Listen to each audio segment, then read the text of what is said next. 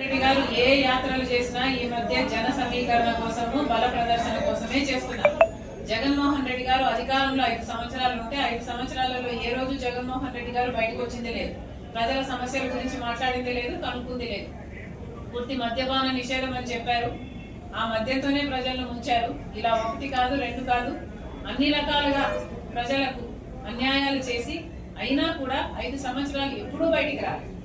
కనీసం ప్రజల దగ్గరికి కాదు కదా, కనీసం వాళ్ళ లీడర్ల దగ్గరికి, వాళ్ళ కార్యకర్తల దగ్గరికే జగన్మోహన్ రెడ్డి గారు ఎప్పుడూ వెళ్ళలేదు. అసలు వాళ్ళకు కూడా అపాయింట్మెంట్ లేవు. ఇప్పుడు జగన్మోహన్ రెడ్డి గారు 2.0 గురించి మాట్లాడుతున్నారు, 1.0 నాశనం చేసిన తర్వాత. కనుక వాళ్ళ కార్యకర్తలు నమ్మకం కలిగించుకోవడానికి, లేకపోతే ఆయన బలం ఉందని చూపించుకోవడానికి ఆయన జన సమీకరణ చేస్తే, ఈయన పెద్ద నాయకుడు అనేది పర్సెప్షన్ క్రియేట్ చేయడానికే ఈ ప్రయత్నం అంతా, ఈ బల ప్రదర్శన అంతా దీనికోసమే.